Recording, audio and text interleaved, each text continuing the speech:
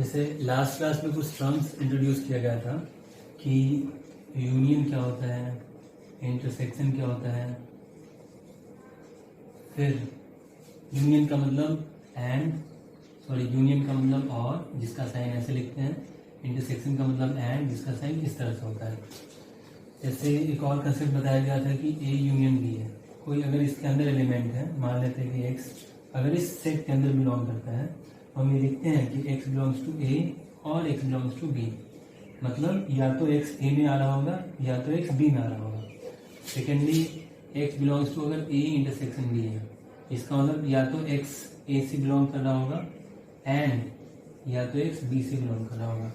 समझिएगा इसको अच्छे से कि अगर ए यूनियन बी में कोई एलिमेंट है तो वो ए या बी दोनों में से किसी एक में आ रहा होगा। लेकिन अगर कोई एलिमेंट इंटरसेक्शन में आ रहा है, किसी दो सेट्स के इंटरसेक्शन में आ रहा है, तो वो ए में भी आ रहा होगा, साथ साथ बी में भी आ रहा होगा। इसके बाद तीसरा नंबर पे ये समझना है कि जैसे ए माइनस बी, इसको तो हम लोग डिफरेंस ऑफ सेट रीड करते हैं। तो जैसे एक एग्जाम्पल, ए के अंदर लिखा हुआ है 1, 2, 3 और बी के अंदर लिखा हुआ है 2, 3। अगर हमको a minus B find out करना है, मतलब a में से b के सारे एलिमेंट्स को हटा देना है, जो बच जाएगा सिर्फ उसी को यहाँ पे कॉपी कर देना है। इसको अगर वेन डायग्राम से समझे तो ये भी लिखा हुआ है a b, a के अंदर 1, 2, 3 और दोनों में ही कॉमन है 2, 3, तो 1 यहाँ पे और जो कॉमन है दोनों में उसको यहाँ पे लिख रहे होंगे 2, 3। तो ये ऐसा रीजन होगा, ये होगा जो अपने आप में a माइनस बी को रिप्रेजेंट कर रहा है। तो पहले एग्जाम्पल से समझना है। अगर ये बोलते हैं कि 1 is the element of A minus B, अगर ये 1 ए माइनस बी के अंदर आ रहा है तो क्या 1 ए के अंदर आएगा? हमेशा आएगा। जो ए माइनस बी में आया वो पहले वाले में होगा ही होगा। अगर 1 is the element of B minus A होगा तो 1 is the element of B होगा। साथ साथ ये भी याद रखना है एंड जो एलिमेंट ए माइनस बी के अंदर है वो एलिमेंट हमेशा पहले वाले सेट में होगा, साथ साथ वही एलिमेंट कभी भी दूसरे वाले एलिमेंट में नहीं हो सकता है। जैसे 1 यहाँ पे ए में आ रहा है, 1 कभी बी में नहीं हो सकता है। तो आई होप फिगर से क्लियर होगा। इसका मतलब ये बताने का ये मतलब था कि इसको जनरलाइज करना। ये तीसरे नंबर पे, ये तो पहला दूसरा हो गया। थर्ड नंबर पे if X belongs to A minus B, दो सेट्स के डिफरेंस में अगर कोई एलिमेंट है तो हमको वहां पे हमेशा लिखना है X belongs to A and x does not belong to second set, मतलब x does not belong to b। तो ये तीन चीज बहुत इंपॉर्टेंट है जिसपे कि बुक में खास करके आर डी शर्मा में बहुत सारा प्रूफ दिया हुआ है। इसको किए बिना वो सारा समझ में नहीं आने वाला है, इसलिए इसका बेसिक क्लियर होना चाहिए। अब जैसे एक छोटा सा क्वेश्चन है so that a minus B union c equals to में a minus B union a minus C, इसको प्रूफ करना है आपको। तो एक और चीज बताया हुआ था लास्ट क्लास में कि अगर इफ उसके पहले कुछ फॉर्मूला, जैसे फॉर्मूला एक बार रिवाइज करा देते हैं इसको। एन ए यूनियन बी को क्या था, n A plus n B minus का एन ए इंटरसेक्शन बी। बहुत लोग इसको ऐसे ही पढ़ते हैं, n A union B plus n A intersection B equals to में n A plus n B. ये भी एक तरीका हो सकता है करने का। सेकेंड नंबर पे फॉर्मूला था एन ए माइनस बी का फॉर्मूला, ये था n of A minus n A intersection B. बहुत सिंपल ऐसे समझ सकते हैं इसको, ये बी है, यही रीजन होता है ए माइनस बी का। अगर हमको इस रीजन को दिखाना है तो हम पूरे एन ए में से, इस सर्कल में से इस रीजन को, मतलब एन ए इंटरसेक्शन बी को माइनस कर सकते हैं। उसी तरह से तीसरा नंबर फॉर्मूला, अगर बी माइनस ए का फॉर्मूला लिखना है n B minus n A intersection B, इस तरह से हम लोग फॉर्मूला कर सकते हैं। तो तीसरे नंबर पे अगर हमको symmetric difference of two sets का नंबर ऑफ एलिमेंट्स का, ये एन मतलब कार्डिनल नंबर होता है जो कि नंबर ऑफ एलिमेंट्स को रिप्रेजेंट कर रहा होता है। तो अगर हमको इसका फॉर्मूला लिखना है, इसका symmetric difference of two sets का, तो फिर से यही डायग्राम से ज़्यादा अच्छे समझ में आता है, ज़्यादा लंबे टाइम तक याद रहता है। तो ए सिमेट्रिक डिफरेंस बी का फॉर्मूला होता है ए माइनस बी का यूनियन बी माइनस ए के साथ, मतलब ये वाला रीजन और साथ साथ ये वाला रीजन भी उसमें आएगा। अगर इसी चीज को हमको फॉर्मूला में लिखना है तो हम क्या लिख रहे होंगे, पूरा एन ए प्लस ये पूरा एन बी, और इसमें से जब हम एन ए बोल रहे हैं तो ये रीजन काउंट हुआ, जब एन बी बोला जा रहा है तब भी ये रीजन काउंट हुआ, लेकिन इसके फॉर्मूला में ये रीजन तो होता ही नहीं है, और चूंकि एन ए और एन बी लिखते समय ये रीजन 2 बार काउंट हुआ, इस रीजन को ये 2 टाइम्स को हमको माइनस कर देना है, और इस रीजन को हम लोग ए इंटरसेक्शन बी बोल रहे होते हैं। इस तरह से फॉर्मूला बनेगा। और कोई फॉर्मूला था लास्ट क्लास में, एक और फॉर्मूला था, अगर 3 सेट एक साथ आ जाए, A union B union C आ जाए, उसके लिए एक फॉर्मूला होता है 3, जैसे 2 का यूनियन है वैसे ही 3 का union, n A plus n B plus n C minus बारी बारी से 2 का intersection n B intersection C minus n C intersection A, और फाइनली इसमें ऐड कर देते हैं तीनों का intersection n B intersection C. जैसे इसके लिए फिगर यहाँ से समझा जा सकता है, 3 सेट अलग है, ए फिर बी फिर सी, यहाँ पे सी है, ये ए है, ये बी है, ये सी है। A union B union C का मतलब हुआ ये पूरा सेट, फिर ये पूरा एक, जैसे A union B union C अगर हमको बोलना है तो हम जैसे 2 सेट होता है ए और बी, अगर हमसे पूछा जाए कि यूनियन किसको रिप्रेजेंट कर रहा होगा, ए और बी का यूनियन कौन से फिगर को रिप्रेजेंट कर रहा होगा, तो मेरा आंसर होगा कि इस फिगर को रिप्रेजेंट करता है, ये पूरा ये ए यूनियन बी कहलाता है। ठीक है, इंटरसेक्शन किसको रिप्रेजेंट कर रहा होगा, तो सिर्फ ये पोर्शन जो है ये अपने आप में इंटरसेक्शन कहलाता है। ठीक है, उसी तरह से अगर 3 फिगर दे दिया जाए और यहाँ पूछा जाए कि तीनों का इंटरसेक्शन कौन से फिगर को रिप्रेजेंट कर रहा है, तो मेरा आंसर होगा कि इस पूरे फिगर को A union B union C से रिप्रेजेंट करना होंगे। लेकिन इसको अगर हमको फॉर्मूला के हिसाब से लिखना हो तो उसके लिए ऐसे सोचना होगा, उसके लिए ऐसे सोचना होगा। जैसे इसका फॉर्मूला ये होता है, अब इसको वेरीफाई करना है हमको। जब हम एन ए लिखते हैं, एन ए का मतलब हो गया ये पूरा रीजन, ये पूरा, एन बी का मतलब हो गया ये पूरा रीजन, और एन सी का मतलब हो गया ये पूरा रीजन। तो जब हम एन ए बोल रहे हैं, ऐसे इसको 1 2 3 करके लिख देते हैं, 1 2 3 4 5 6, थोड़ा सा मिस्टेक हो गया, थोड़ा सा मिस्टेक हो गया, और अच्छे से समझ में आएगा। ए बी फिर सी, ठीक है, इसको 1, इसको 2, इसको 3, ये 4, ये 5, ये 6, ठीक है। एन ए का मतलब, अच्छा अगर हमको यूनियन दिखाना है, रिप्रेजेंट करना है तो उसके लिए हम क्या लिख रहे होंगे, 1 + 2 + 3 + 4 + 5 + 6, ये लिख रहे होंगे 1 2 3 4 5 6, और ये 7 भी आएगा, उसमें प्लस का 7 भी आएगा। तो ये पूरा सब मिलके तीनों के यूनियन को रिप्रेजेंट कर रहा होगा। अगर हम ये फॉर्मूला लिखते हैं तो उसको वेरीफाई करने के लिए यहाँ पे देखिएगा, एन ए का मतलब क्या होगा, 1 + 4 + 5, 1 + 4 + 5 + 7, ये सब मिलके, प्लस जब बी बोला जा रहा है, ये ए है, ये बी है, ये सी है, जब बी बोला जा रहा है तो 2 4 7 6 आएगा, प्लस का 2 4 7 6, और प्लस एन सी बोला जा रहा है तो 3 5 7 6 आएगा, 3 5 प्लस में 7 प्लस में 6 आएगा। फिर इसमें से हमको माइनस करना है ए और बी के इंटरसेक्शन को, ए और बी के इंटरसेक्शन में कौन सा पोर्शन आ रहा है, 4 7, हमको माइनस करना है 4 - 7। फिर बी और सी के इंटरसेक्शन को, ये सी और ये पोर्शन है बी, दोनों का इंटरसेक्शन हुआ 7 6, मतलब 7 को भी और 6 को भी हटाना है। फिर 5 7 को हटाना है, 5 7 को, क्योंकि ये सी का और ए का इंटरसेक्शन है, और फिर फाइनली हमको सम कर देना है इस तीनों के इंटरसेक्शन को, मतलब ऐसा रीजन जो तीनों में कॉमन मिल रहा हो, मतलब 7 को। अच्छा अब इसको सॉर्ट आउट करते हैं, ये 7 से 7 कैंसिल हो जाएगा, ये 7 से 7, ये 7 से 7, 4 से 4, 6 से 6, 5 से 5 भी कैंसिल हो जाएगा। जो बच गया वो 1 + 2 + 3 प्लस यहाँ का 4, फिर 5, फिर 6, फिर 7, है ना, दोनों से बराबर। सबसे सिंपल मेथड है इस तीनों के यूनियन को समझने का, ये सबसे सिंपल मेथड है, बाकी कोई दूसरा मेथड नहीं है जिससे कि इसको आसानी से समझा जा सकता है। मेरे लिए फॉर्मूला याद रखना, समझना तो जरूरी है, फॉर्मूला भी याद रखना है इसका, बहुत सिंपल फॉर्मूला है। एक बार इसको फिर से निकाल के इसको फिर से कॉपी कर देते हैं।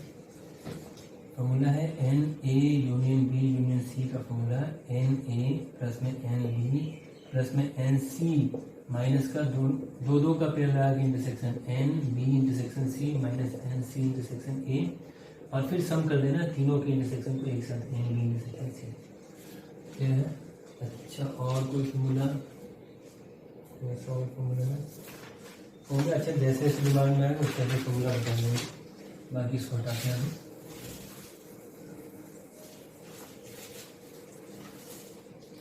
अच्छा, कुछ टर्म्स हैं जिसको कि हमको याद रखना है, टर्म्स टू बी रिमेम्बर्ड। जैसे वर्ड्स, जैसे हम लोग अभी पढ़े एंड का मतलब होता है यूनियन, और एंड का मतलब होता है इंटरसेक्शन, और का मतलब होता है यूनियन। वैसे ही बहुत सारे टर्म्स हैं जिसको कि याद रखना है। अच्छा, जैसे ए पे बार लग गया, इसको पढ़ेंगे कॉम्प्लीमेंट ऑफ ए, चाहे ए पे डैश लग गया, दोनों अपने आप में एक ही चीज़ है। बार बोले चाहे डैश बोले, दोनों ही ए के कॉम्प्लीमेंट को रिप्रेजेंट कर रहा होता है।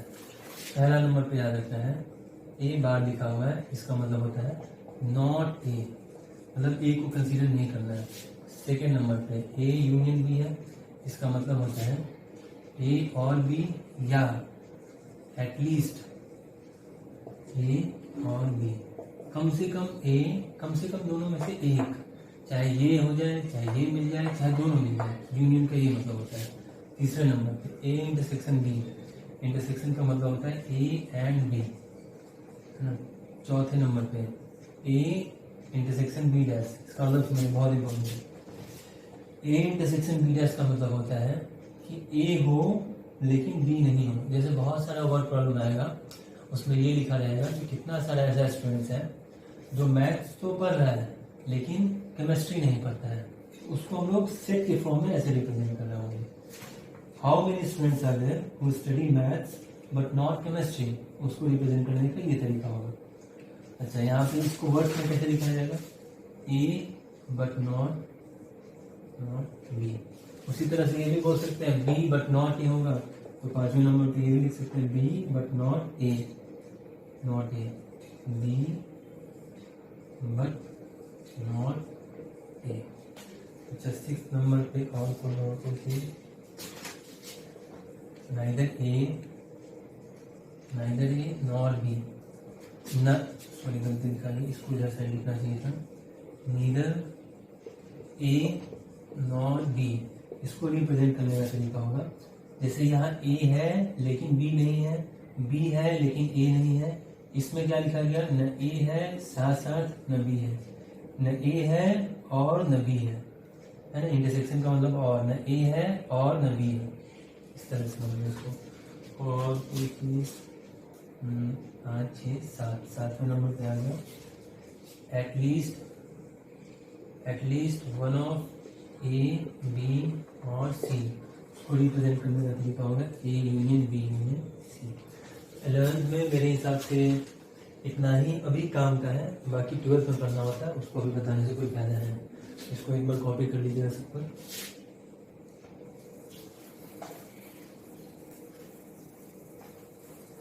है ना। अब जरूरत है कि हम लोग वर्ड प्रॉब्लम करें, वर्ड प्रॉब्लम करना बहुत ज़्यादा जरूरी है, क्योंकि ये तो सब समझ में आ गया। अच्छा, एक और चीज़ बताया गया था लास्ट क्लास में, D Morgan's theorem. D Morgan's theorem में क्या था कि ए यूनियन बी है या ए इंटरसेक्शन बी है, इस पे भी डैश है इस पे भी डैश है, इसको खोलते कैसे हैं, दोनों पे डैश लगाएंगे, इधर भी दोनों पे डैश आएगा, ए भी दोनों पे डैश, और इंटरसेक्शन यूनियन में बदल जाएगा, यूनियन इंटरसेक्शन में बदल जाएगा। तो सबसे पहला क्वेश्चन इसी पे। एक और कंसेप्ट बताना है, क्योंकि कंसेप्ट को एक साथ बताना जरूरी है।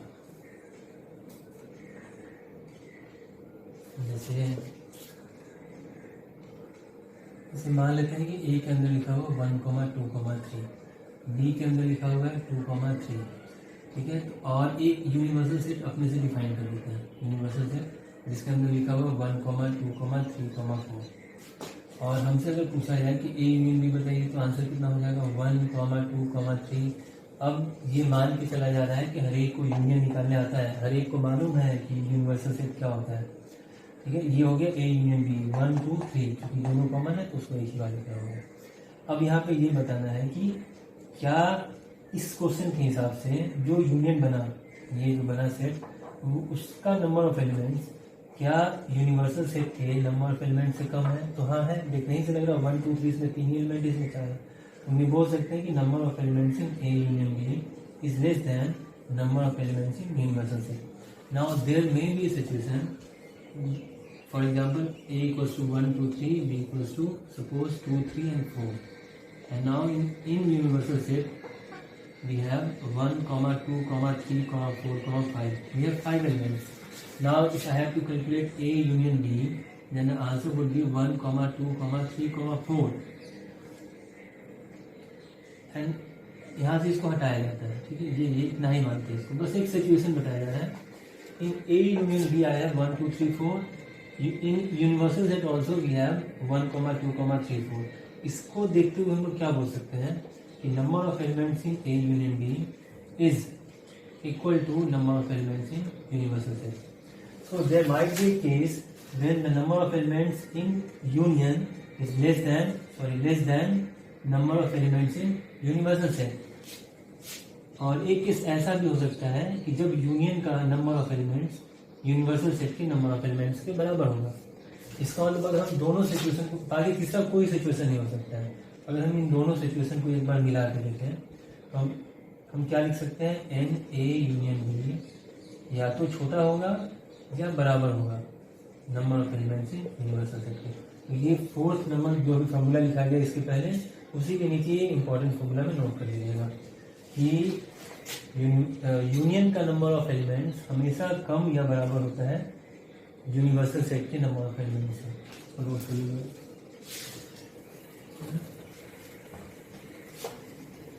एक बहुत ही आसान क्वेश्चन, बहुत आसान क्वेश्चन है.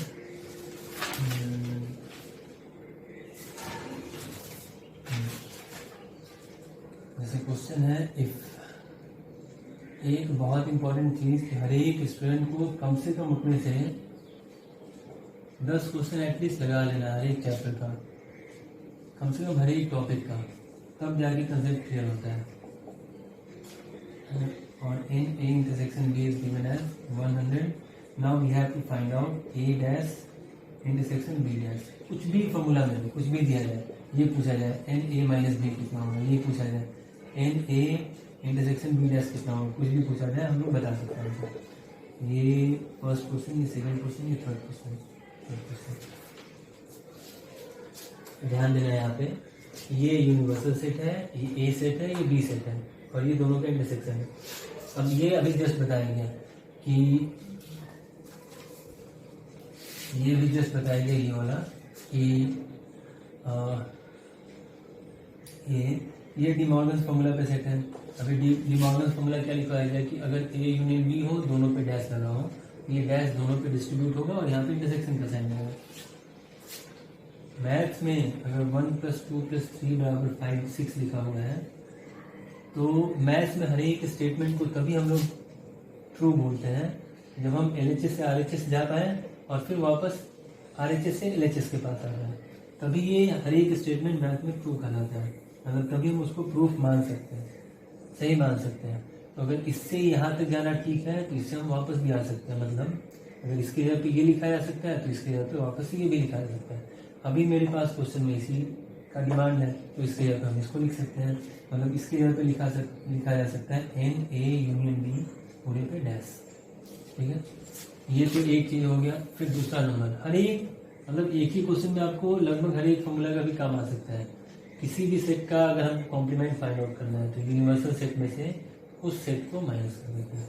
अब जैसे अभी पूरे सेट्स का कॉम्प्लीमेंट फाइंड आउट करना है तो हम पूरी यूनिवर्सल सेट में से, मतलब एन यू में से, अगर एन लगा हुआ तो सब में लगा देना, में से माइनस कर देंगे एन ए यूनियन बी को. ठीक है, अभी एन यू, अब एन ए यूनियन बी कहीं भी नहीं दिया हुआ है, लेकिन इसका फॉर्मूला हमको मालूम है n A plus n B minus का एन ए इंटरसेक्शन बी. अब हर एक वैल्यू मेरे पास अवेलेबल है, सबको यहाँ पे पुट करके आंसर निकाल सकते हैं. 700 इसकी जगह पे 200 प्लस 300 माइनस का 100, तो ये 200, 400, 400 कितना हो जाएगा 300. इस तरह से इसका आंसर हम लोग फाइंड आउट कर सकते हैं. दूसरे नंबर पे था इनको n A minus B find out करना है, और इसका फॉर्मूला कितना था, एन ए माइनस बी का फॉर्मूला था n A minus n A intersection B, है ना. हमेशा ये याद रखना है, फिगर स्टार्टिंग में से याद नहीं रहेगा, ये फिगर याद रखना है. ए माइनस बी इसको रिप्रेजेंट करता है, पूरे ए में से इंटरसेक्शन को माइनस कर देना है. एन ए मालूम है हमको, एन ए का मतलब है 200 और एन ए इंटरसेक्शन बी मालूम है 100. आंसर कितना होगा?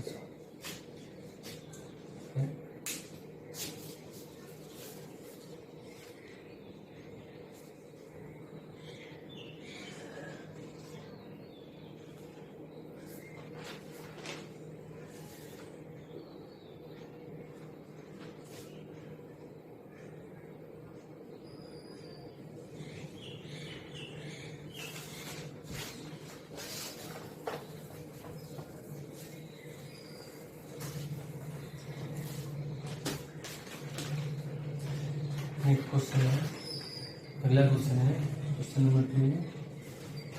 इन a group of 800 people, 550 can speak Hindi, 450 can speak English. How many can speak both languages? How many can speak both languages? ये जो वर्ड प्रॉब्लम है ये सबसे पहला वर्ड प्रॉब्लम है। इसको पूरा डिटेल में बताते हैं, बाकी जो भी आगे वर्ड प्रॉब्लम चलेगा उसको डायरेक्ट बता रहे होंगे, क्योंकि उतना लंबा खींचने से कोई फायदा नहीं। कोई बच्चा तो है नहीं 11th क्लास में, तो उतना आप लोग खुद से समझ सकते हैं कि कहाँ पे हमको कौन सा स्टेटमेंट कैसे लिखना है। In a group of 800 people 500 can speak Hindi, तो 500 कैन स्पीक हिंदी। अच्छा, एक हिंदी बोलने वाला आदमी है और कुछ ऐसा आदमी है जो इंग्लिश बोलता है, तो ये पूरा एक सेट को रिप्रेजेंट करना है हिंदी, और ये पूरा सेट को रिप्रेजेंट करना है इंग्लिश। मतलब ऐसा आदमी जो हिंदी बोलने वाला है, ऐसा आदमी जो इंग्लिश बोलने वाला है। इस तरह के क्वेश्चन में हमको सबसे पहले डिफाइन करना होता है। जैसे एक सेट ए बना लेते हैं, let A be a set that represent Hindi speaking person. मतलब ए एक ऐसे सेट को रिप्रेजेंट कर रहा है जो सिर्फ हिंदी बोलने वाला पर्सन है। उसी तरह से let B be the set that represents people who speaks Hindi, और वैसे ही यहाँ पे that represents people who speaks English. यहाँ पे क्लियर होना चाहिए। हर एक वर्ड प्रॉब्लम में क्वेश्चन को करके हमको समझ में आ जाना चाहिए कि क्वेश्चन किस चीज का डिमांड कर रहा है, क्वेश्चन को कैसे बांटा गया है। जैसे इस क्वेश्चन में पूरे क्वेश्चन को दो पार्ट में डिवाइड किया गया है। एक ऐसा आदमी जो सिर्फ हिंदी बोलने वाला है, एक ऐसा आदमी जो सिर्फ इंग्लिश बोलने वाला है। तो हम दोनों को अलग अलग डिफाइन कर दिए, दोनों सेट का अलग अलग नाम दे दिए। अब ये क्योंकि नंबर्स दिया हुआ है तो हम लिख रहे होंगे यहाँ पे according to question number of elements in set A, question में कितना है 550 हिंदी बोलने वाला। Number of elements in B जो इंग्लिश बोलने वाला आदमी है वो है 450। और पूछा क्या जा रहा है, जो दोनों बोल सके, मतलब ए भी बोले और बी भी बोले। मतलब हमसे इंटरसेक्शन का डिमांड किया जा रहा है। ए इंटरसेक्शन बी के बारे में पूछा जा रहा है क्या होगा। और ये किसके बारे में दिया हुआ है, ये टोटल यूनिवर्सल सेट है। ए यूनियन बी के बारे में दिया हुआ है 800 पीपल। अच्छा, इसका एक इस क्वेश्चन के बाद एक नोट्स लिखवा देते हैं कि क्वेश्चन में हमको कहाँ पे यूनिवर्सल सेट का कंसेप्ट लगाना है, किस टाइप के क्वेश्चन में हमको यूनियन का कंसेप्ट लगाना है, वो अभी एकदम प्रॉपर लिखवा देते हैं, उसको समझ में आ जाएगा आपको। और जैसे यहाँ पे कभी भी जैसे सर्वे का क्वेश्चन आ जाए, परसेंटेज का क्वेश्चन आ जाए, वहाँ पे मोस्टली हम लोग यूनिवर्सल सेट का यूज करते हैं। लेकिन कभी भी ग्रुप का क्वेश्चन हो और उस ग्रुप में फिक्स्ड आदमी, जैसे किसी क्लास का क्वेश्चन आ गया, किसी टीम का क्वेश्चन आ गया, जैसे फुटबॉल टीम हो, क्रिकेट टीम हो, मतलब जहाँ पे फिक्स नंबर ऑफ पीपल हो, वहाँ पे हम लोग यूनियन का यूज करते हैं। या बहुत सारे क्वेश्चन में ऐसा लिखा होगा कि 35 लोगों का एक ग्रुप है जिसमें से कुछ आदमी एप्पल खा रहा है, कुछ आदमी ऑरेंज खा रहा है, और क्वेश्चन के लास्ट में मेंशन कर देगा कि उस 35 आदमी में हर एक आदमी कुछ न कुछ खा रहा है। मतलब कोई भी ऐसा आदमी नहीं है जो एप्पल या ऑरेंज के सेट से बाहर हो। तो वैसे क्वेश्चन में भी टोटल पॉपुलेशन को हम लोग यूनियन मानते हैं। जैसे पहले तो इसको क्लियर कर लेते हैं। अभी हमको फाइंड आउट क्या करना है, ये यूनियन दिया हुआ है और हमसे डिमांड किया जा रहा है ए इंटरसेक्शन बी।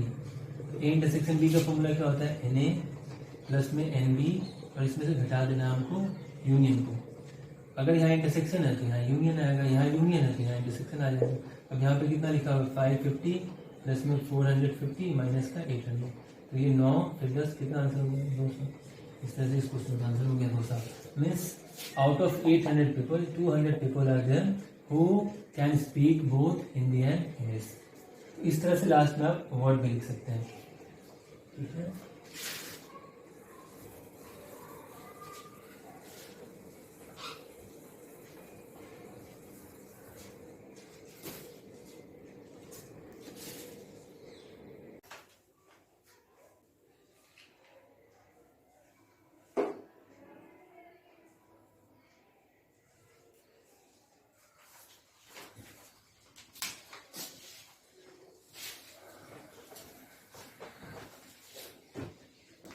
जैसे एक और क्वेश्चन लिखना,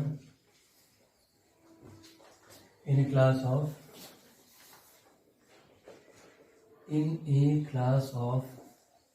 35 in a class of 35 students, 24 like to play. In a class of 35 students, 24 like to play cricket, 16 football. Also,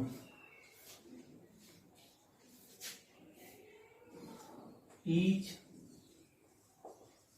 student like to play at least one of the game. Each student like to play at least one of the game. How many like to play both? How many like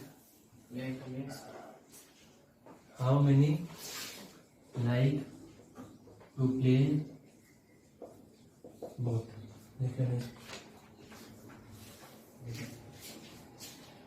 लिख ले इसको, how many like to play both.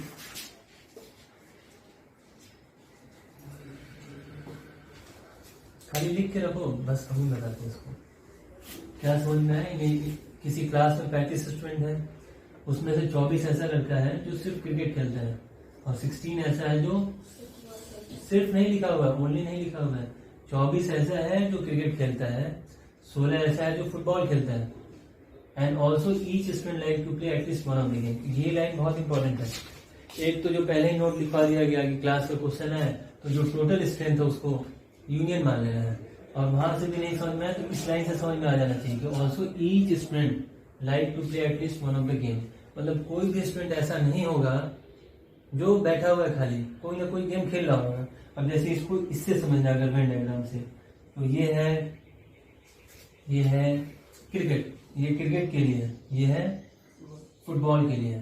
अच्छा, मान लेते हैं कि ये पूरा क्लास का स्ट्रेंथ है, कोई लड़का यहाँ आया, सब जगह भर गया, सब जगह भर गया, स्टूडेंट भर गया, और कोई स्टूडेंट यहाँ पे यहाँ पे. इसका मतलब क्या हुआ कि पूरे क्लास में 2 स्टूडेंट हैं जो कुछ नहीं खेल रहा है. तो उस टाइम पे जो 35 होता, अगर ये स्टेटमेंट नहीं लिखा जाए, तो उस टाइम पे जो 35 होगा वो यूनिवर्सल सेट पे ट्रीट हो रहा होगा.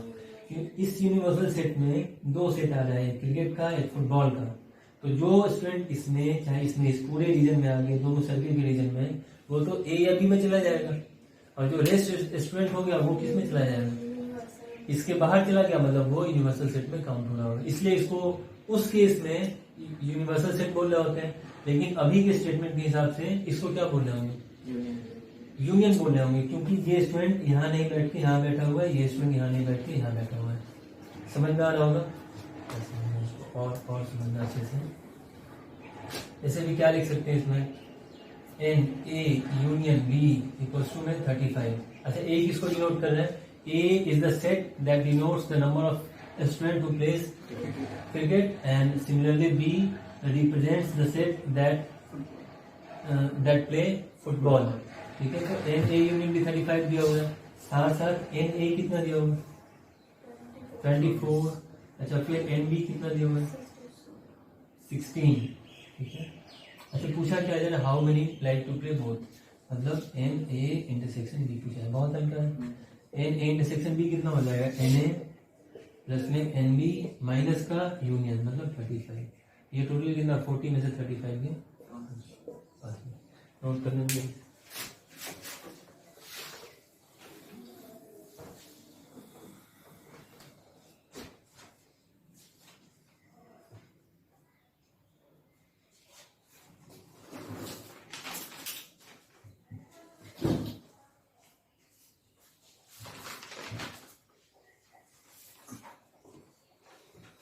ठीक है. एक और कंसेप्ट, नया कंसेप्ट, इसको समझना. इससे ये फिगर से समझ में आएगा. यहाँ पे ए, यहाँ पे बी, ए है, बी है. अच्छा, जैसे अभी जो क्वेश्चन हुआ उसी कंसेप्ट में, ये सारे स्टूडेंट इसमें भरा हुआ है, इसमें भरा हुआ है, इसमें भरा हुआ है. ये सब स्टूडेंट को रिप्रेजेंट करेगा, डॉट डॉट है, ये स्टूडेंट को रिप्रेजेंट कर रहा है, और ये पूरा किसको रिप्रेजेंट करेगा, यूनिवर्सल सेट को. अगर हम अभी के केस में ए यूनियन बी का बात करें, मतलब number of elements in A union B, तो क्या वो पूरे यूनिवर्सल सेट के बराबर होगा? बराबर होगा कि नहीं होगा? इस क्वेश्चन के साथ, इस क्वेश्चन के हिसाब से होगा। तो बोल सकते हैं कि number of elements in A union B, जो इसके अंदर आया वही तो पूरे के अंदर आया। कोई भी ऐसा लड़का नहीं है जो इसके बाहर हो। जैसे अगर हम ए के अंदर 1 2 3 लिख दें, ठीक है, बी के अंदर में 2 3 एंड 4 लिख दें और एक यूनिवर्सल सेट बना दें जिसके अंदर लिखा हुआ है 1 2 3 4, इस तरह से लिखा हुआ है। समझिए इसको और अच्छे से समझ जाना इसको। ये यहाँ पे ए, यहाँ पे बी। अब इसके हिसाब से दोनों में कॉमन कितना है? 2 3। जो कॉमन है वो यहाँ पे लिखा रहा होगा, जो कॉमन नहीं है वो यहाँ पे, और इसका 4 यहाँ पे लिखा जाएगा, यहाँ पे ए यहाँ पे बी हो जाएगा। और यूनिवर्सल सेट का बात करें तो उसके अंदर 1 2 3 4 लिखा हुआ है, मतलब 1 2 3 4 तो ऑलरेडी इसमें आ गया। मतलब हमको किसी भी एलिमेंट्स को इस पूरे सर्किल के बाहर नहीं दिखाना है। इस केस में अगर हम A union B find out करते हैं यहाँ से, दोनों को, इसको भी समझना है इसको भी, लेकिन ज्यादा जरूरी है ऐसे समझना। क्वेश्चन ऐसे बनाना ज्यादा इंपॉर्टेंट है टाइम सेविंग के लिए। तो दोनों का यूनिवर्सल सेट कितना होगा? 1 2 3 4। अच्छा, ये किसके बराबर दिख रहा है? यूनिवर्सल सेट के। अच्छा, फिगर के हिसाब से ये जो यूनिवर्सल सेट है उसमें जो भी एलिमेंट्स आया, मतलब ये सब आया, वो खुद किस में आ रहा है?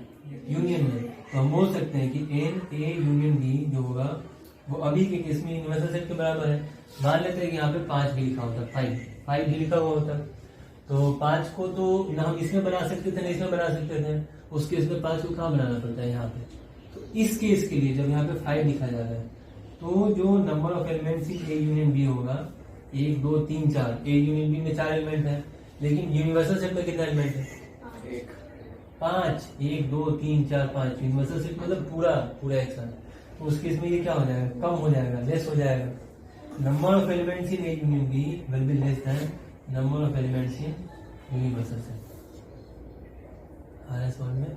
अच्छा, अगर दोनों को, क्योंकि सिचुएशन ये भी हो सकता है किसी क्वेश्चन में, कभी ये भी हो सकता है, इसका मतलब दोनों को मिला के एक साथ ये बोला जा सकता है कि ए यूनियन बी का जो नंबर ऑफ एलिमेंट्स होगा वो हमेशा less than equal to number of elements in universal set है ना। तो लिखना ये है, जरूरी ये है लिखना, बस काम करिए, नोट करके लिखना।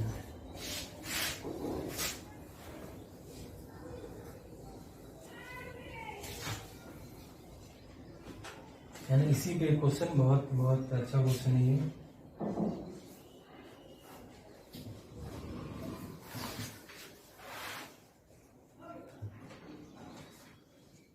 देखो, out of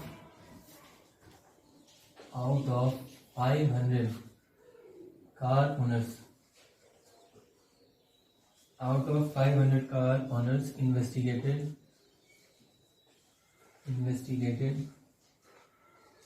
400 owned Maruti and 200 Hyundai, 50 own both, 50 ऐसा आदमी है जिसके पास दोनों है। Is this data correct? क्या ये डेटा करेक्ट है? क्या ये डेटा सही है? इसी पे कॉल क्वेश्चन है,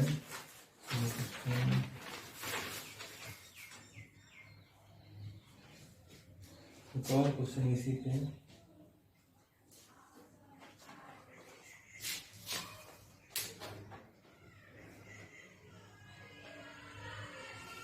इसको क्या लिखना है?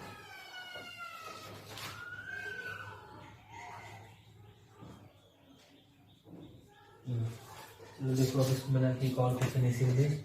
Out of 500 corners investigated 400 own Maruti and 200 Hyundai. तो पहले लिखो, पहले क्या क्या दिया हुआ ये लिखो पहले।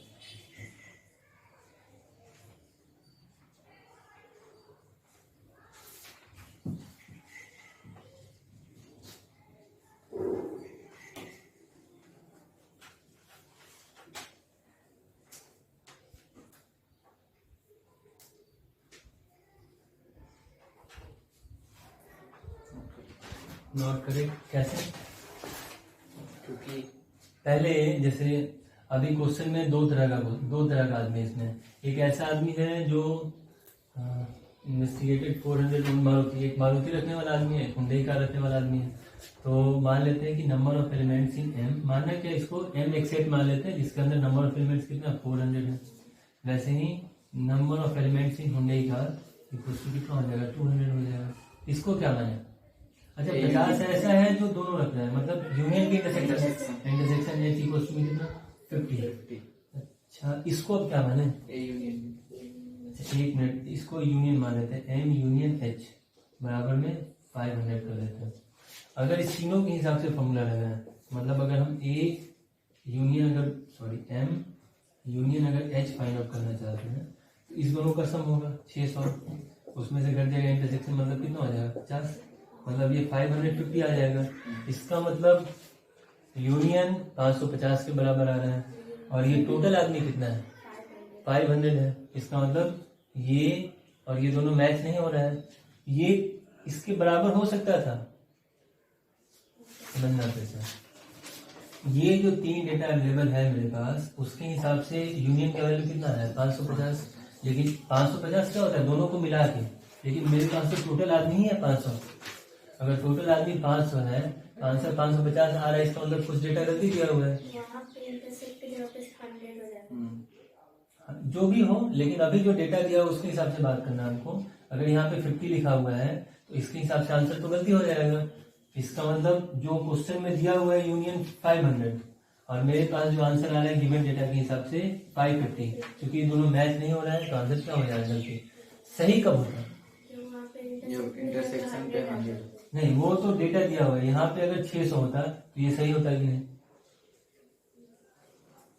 अगर यहाँ पे 600 होता तब वो सही होता कि नहीं होता, क्योंकि इसके बारे में हम कभी भी कंफर्म नहीं बोल सकते हैं कि ये यूनियन है यूनिवर्सल सेट है, वो क्वेश्चन में मेंशन कर देगा।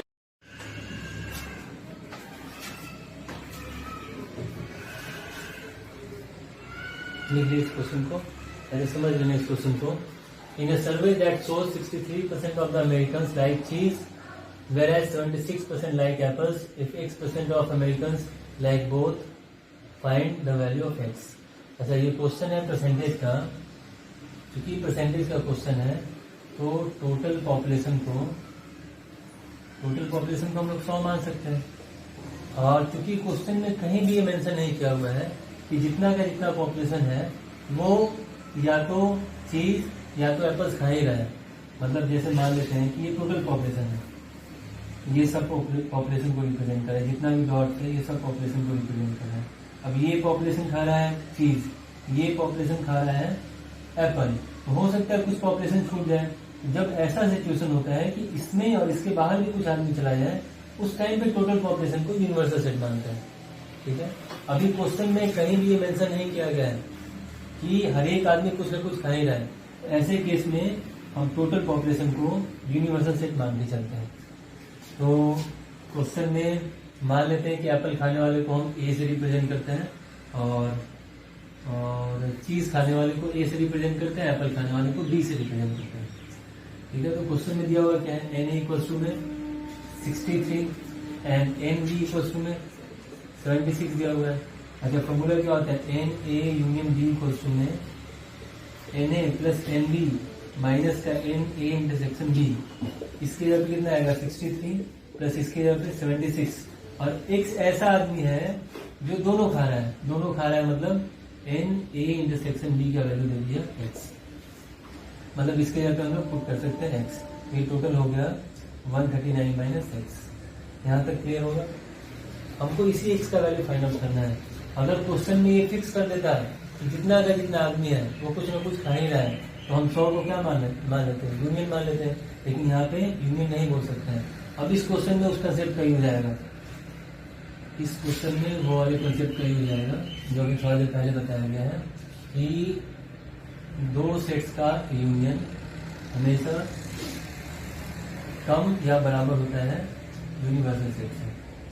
ठीक है, तो यहाँ पे क्या लिख सकते हैं हम, इसके यहाँ पे 139 माइनस का एक्स और इसके यहाँ पे 100 लिख सकते हैं। अच्छा माइनस एक्स ये इधर आ गया, 100 माइनस 139, इसका मतलब minus X less than equal to कितना हो जाएगा, -39, इसका मतलब एक्स।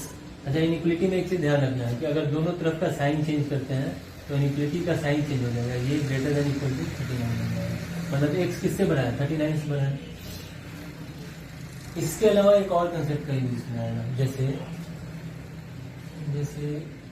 समझना इसको, यहाँ पे ए मान लेते हैं 1,2, ठीक है, बी को मान लिया जाए 2,3, ए इंटरसेक्शन बी में कितना एलिमेंट्स आएगा, दो आएगा। तो हम ये बोल सकते हैं कि कभी भी दो सेट्स का इंटरसेक्शन वो हमेशा प्रॉपर सेट होता है, या तो पहले वाले का, या इंटरसेक्शन भी हमेशा प्रॉपर सेट होगा दूसरे वाले का। मतलब कोई भी दो एलिमेंट हो, कोई भी दो सेट हो, उसका जब भी हम लोग इंटरसेक्शन करते हैं तो जो एलिमेंट्स उसमें मिल रहा होगा, जो एलिमेंट्स उसमें मिलेगा वो या तो इसमें आएगा या तो इसमें आएगा, और इसमें जो भी एलिमेंट्स आ रहा होगा वो इससे हमेशा कम होगा, इससे हमेशा कम होगा। हो सकता है बराबर हो सकता है, बराबर हो सकता है, बराबर हो सकता है। तो हम यहाँ पे बोल सकते हैं कि A intersection B is the subset of A, या A intersection B is the subset of B. अब समझने इस प्रकार एक और चीज यहाँ पे, as we know that A intersection B is subset of A, यहाँ पे एन भी लगा सकते हैं। ये number of elements in A intersection B होगा वो छोटा होगा, छोटा सबसेट मतलब क्या, छोटा या बराबर होगा ए से। सबसेट का मतलब यही तो होता है, या तो नंबर ऑफ एलिमेंट्स बराबर हो या उससे कम हो। अच्छा, उसके बाद A intersection B is the subset of B, इसका मतलब n A intersection B is the subset of n B. मतलब इंटरसेक्शन का जहां जहां कंसेप्ट अप्लाई कर सकते हैं सब जगह पे करना है, सब जगह मिला के हमको आंसर देना। इसके यहाँ पे कितना पुट कर सकते हैं, एक्स, और इसके यहाँ पे कितना पुट कर सकते हैं, 63। अच्छा, ये एक्स और ये लेस देन इक्वल टू का साइन है, ये सबसेट का साइन है। अच्छा, यहाँ पे 76। अब बताओ, तीनों के हिसाब से हमको चेक करना है, यहाँ भी, यहाँ भी, यहाँ भी। तो इसके लिए सबसे बेस्ट होता है कि हम एक नंबर लाइन बना लें, नंबर लाइन में समझना। इसके हिसाब से 63 से कम सारा वैल्यू, इसके हिसाब से 76 से कम सारा वैल्यू, 76 या उससे कम सब वैल्यू, और इसके हिसाब से 39 से बड़ा सब वैल्यू लेना होगा, 39 या उससे बड़ा का सब वैल्यू लेना है। तीनों में कॉमन कौन सा रीजन आ रहा है, ये वाला, मतलब एक्स या तो 39 से बड़ा होगा या 63 से छोटा होगा, है ना। फिक्स आंसर नहीं होगा इसमें, मतलब जो ऐसा आदमी जो एप्पल और चीज दोनों खा रहा है वो या तो 39 से बड़ा होगा या 63 से छोटा होगा, या इसके बीच का कोई एक वैल्यू हो सकता है। फिक्स आंसर नहीं होगा इसका, ऐसा समझ में।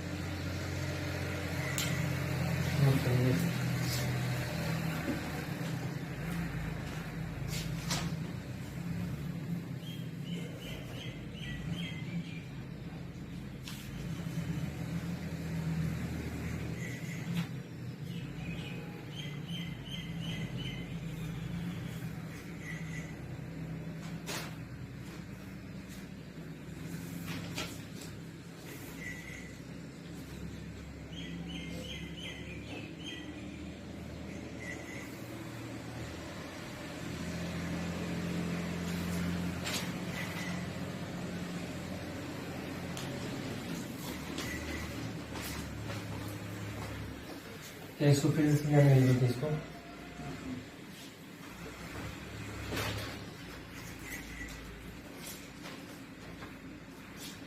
Next question, market research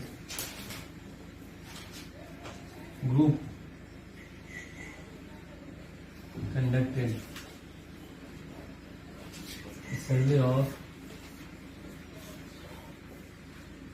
2,000 persons and reported that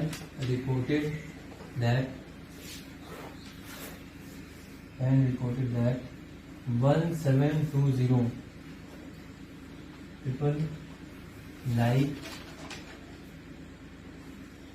product P1 and 1450 like product P2. what is least number of people who like both. कम से कम कितना ऐसा आदमी है जो दोनों को लाइक करेगा। अच्छा, ये जो क्वेश्चन पूछा जा रहा है इसमें कि कम से कम कितना ऐसा आदमी है जो दोनों को लाइक करेगा, इसका मतलब क्या होगा? आंसर फिक्स होगा कि वैरी करेगा? वैरी करेगा। सिंपल है, वैरी करेगा, फिक्स आंसर होगा नहीं, कम से कम पूछा जा रहा है।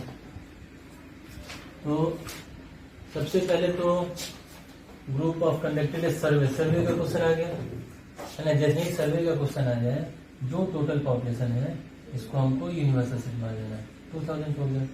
अच्छा, दो तरह का आदमी इसमें, एक प्रोडक्ट P1 को लाइक कर रहा है, एक प्रोडक्ट P2 को लाइक कर रहा है। तो मान लेते हैं कि P1 प्रोडक्ट वाले को हम ऐसे रिप्रेजेंट करते हैं जिसके अंदर 1720 आदमी है, और P2 प्रोडक्ट वाले के अंदर 1450 आदमी है। ठीक है, और हमसे ये पूछा जा रहा है कि कितना आदमी है जो दोनों को लाइक कर रहा है। दोनों को लाइक, बोथ का मतलब क्या होता है? इंटरसेक्शन। और तो हमसे पूछा जा रहा है ए इंटरसेक्शन का रेंज क्या होगा, कहां से कहां तक की लाइक करेगा। अच्छा, यूनिवर्सल सेट दिया है, इसका रेंज भी पूछा जा रहा है, तो सिंपल यही कंसेप्ट सही हो जाएगा। कंसेप्ट क्या लगेगा इसमें? एन ए यूनियन बी जो होता है वो लेस देन किससे होता है? एन ऑफ यूनिवर्सल सेट से। इसके अब फॉर्मूला क्या यूज होगा? एन ए प्लस में एन बी माइनस का n A intersection B less than n U. इसके अब 1720 प्लस 1450, और इसके यहाँ पे एक्स मान लेते हैं इसको, और इसके यहाँ पे 2000 हो गया। तो दोनों का सम कितना हो जाएगा? 0 7 फिर 1 3 minus X less than equal to 2000। इस 2000 को यहाँ पे माइनस एक्स को यहाँ पे शिफ्ट करते हैं, 0 7 1 1, मतलब एक्स बड़ा हो गया 1170। मतलब कम से कम 1170 आदमी ऐसा होगा जो दोनों प्रोडक्ट को लाइक करेगा। उससे ज्यादा भी हो सकते हैं। एक्स कम से कम ग्रेटर देन इक्वल टू 1170, मतलब एक्स या तो इसके बराबर होगा या इससे बड़ा होगा। कम से कम 1170 हो सकता है ना, समझ में? इसका आंसर होगा 1170। और इसमें वो कॉन्सेप्ट नहीं लगेगा जो ये इसमें बताया। अच्छा, n A intersection B less than equal to A, देख लो मैं करके।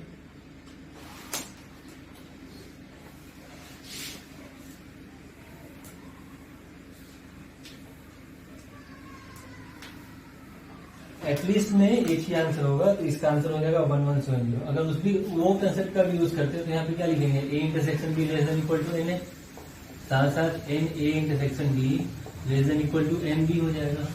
इसका मतलब एक्स है, इसका मतलब कितना है? 1760, इसका मतलब एक्स, और एन बी का मतलब कितना है? 1450। ठीक है। अच्छा, ये बोल रहा है कि 1760 से छोटा, इसके हिसाब से 1450 से छोटा, तो हमको किससे छोटा रहना है ना? एक बोलेगा 2 से छोटा, एक बोलेगा 5 से छोटा, तो दोनों किस पे राजी होगा? 2 से बड़ा 5। अरे एक बोल रहा है 2 से छोटा, एक बोल रहा है 5 से छोटा, तो दोनों किस पे राजी होगा? एक बोलेगा कि हमको 2 रोटी से कम चाहिए, एक बोलेगा 5 रोटी से कम चाहिए, तो कितना ऐसा रोटी दे कि दोनों को सेटिस्फाई करें? कितना रोटी दे दोनों को कि दोनों खुश हो जाए? मान लेते कि हम 6 रोटी देंगे, दोनों को दिक्कत हो जाएगा।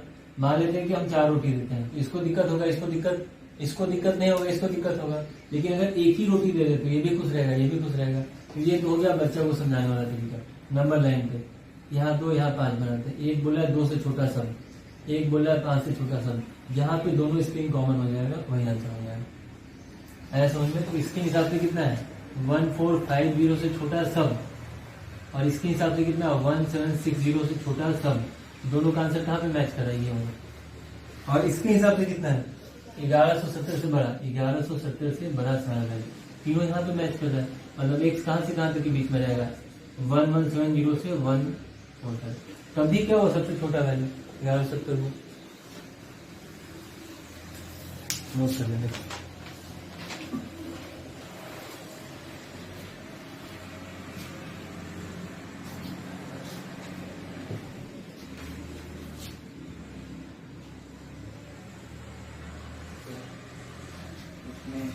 देखिए ना ऊपर में पीवी कम हो रहा है। पहले 5 भी